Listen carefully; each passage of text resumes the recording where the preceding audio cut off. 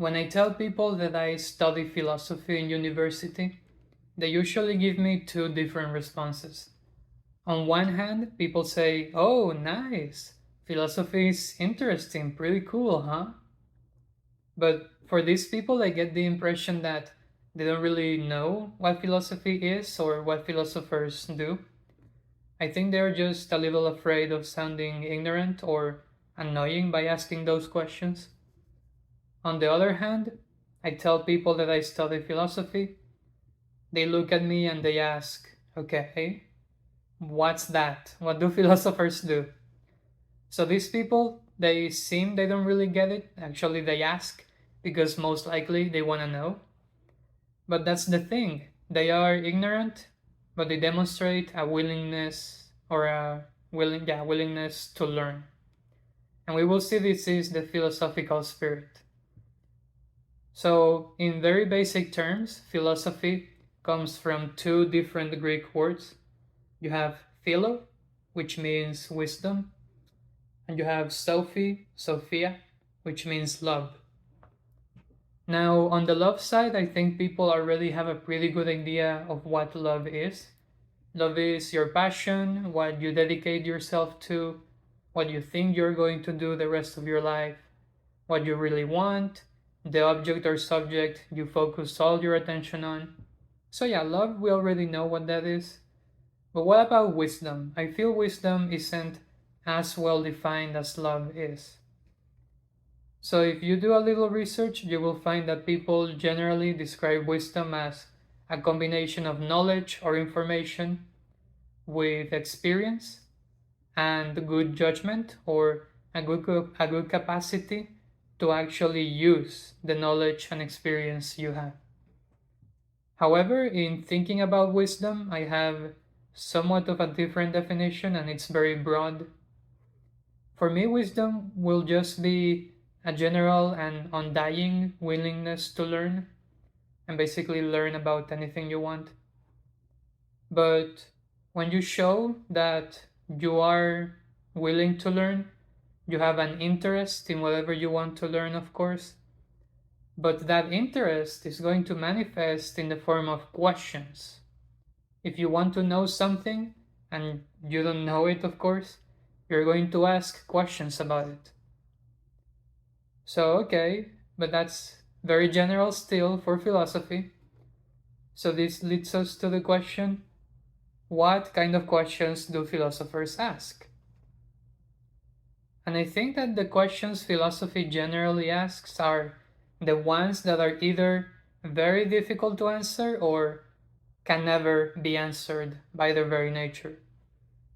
There can never be a perfectly correct or satisfactory answer to them. So, yeah, those questions are interesting, but if they can never be answered, or if you will never know the answer yourself, why even bother? What's the point of asking so much? And for philosophers, or for me at least, in how I conceive of philosophy, it's because we like wondering and we like debating and we like just exploring these questions and the possible answers and applications and implications they can have. We don't really conform ourselves with accepting answers. We just are always in the lookout, always attentive to all the different answers and perspectives that there can be. So, for this, I think philosophers have somewhat of a reputation of never being satisfied. We are always asking, never accepting any particular answer. But I think this is a little of a misconception. I don't think it's that we are never satisfied, but that we are satisfied with a different thing, namely asking questions. We don't find satisfaction in the answers. We find satisfaction in the questions and the process of trying to get to the answers. So yeah, that's the reason why bother with unanswerable questions. Okay, so what could be some of these very complex eternal questions? So for me, not for me in general, philosophy is also a very broad field of study. It will have many types of many different questions, and each of them requires a different methodology of study. Because for philosophy, you can have constant examinations of character, actions, beliefs, values, consequences, meaning, the nature of reality, good and evil, knowledge, consciousness. Basically, what we consider to be the most serious and most important stuff in humanity, the most important stuff we can ever consider.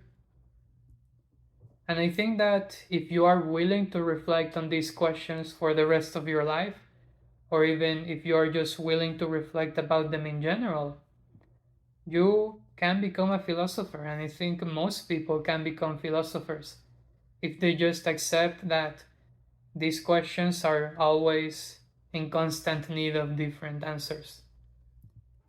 Okay, so asking complex questions is nice and all of that.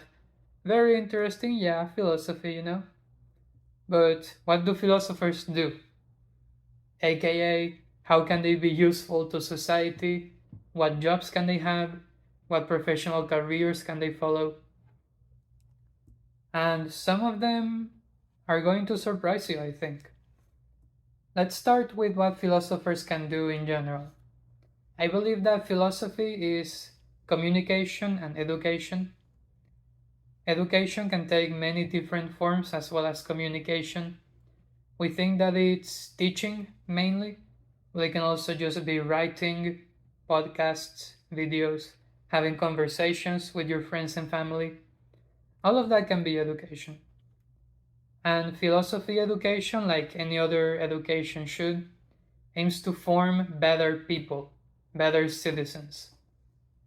The aim is that education will make people more moral, or maybe more suited for different jobs, more technical, but also that it will make people more self aware and self reflective, more critical in their thinking.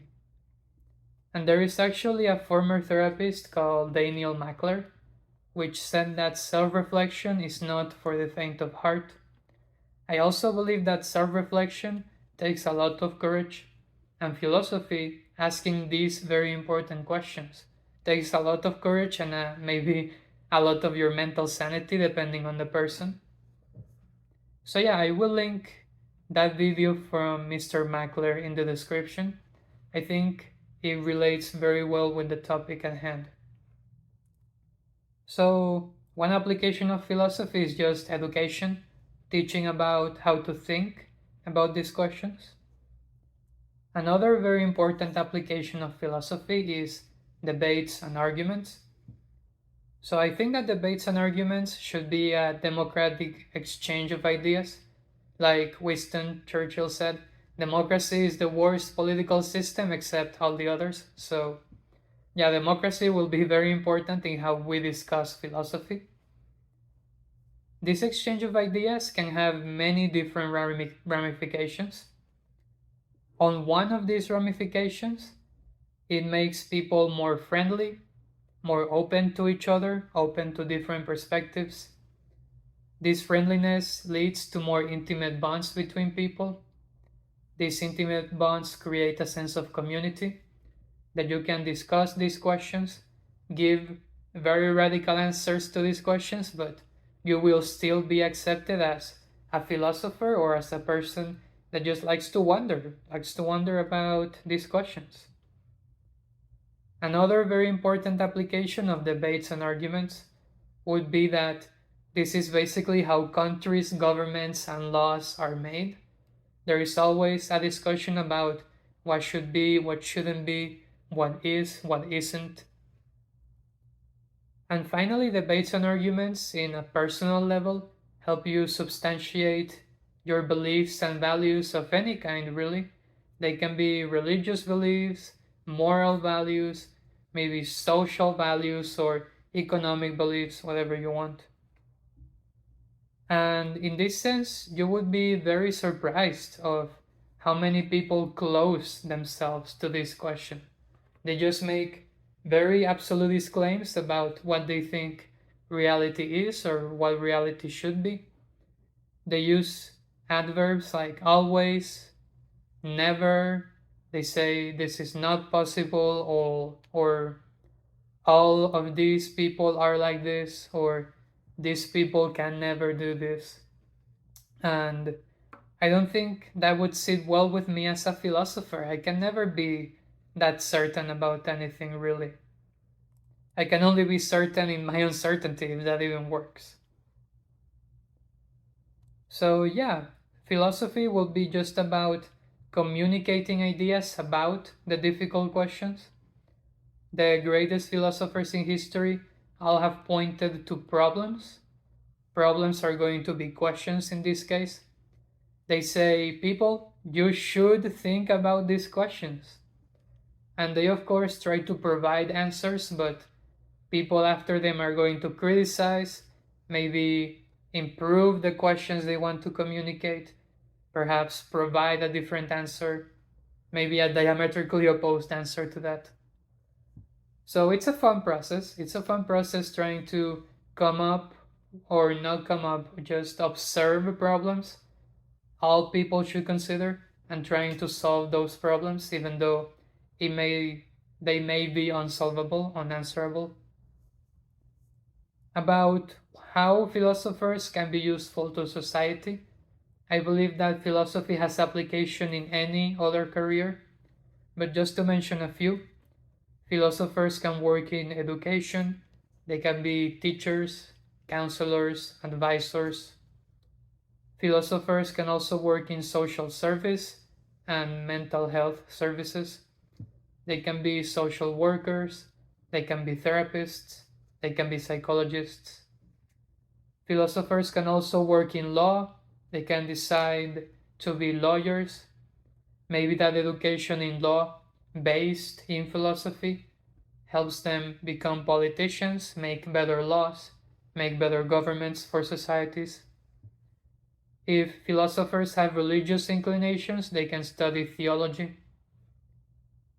If you have a big interest in applied ethics and you want to do something related to that, you can go into the field of medicine. Who doesn't like a good moral decision in medicine? Doctors need that kind of moral reasoning.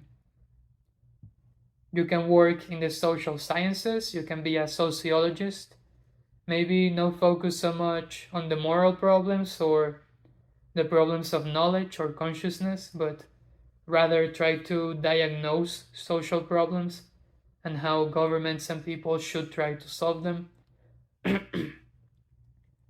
And philosophers can also be good communicators.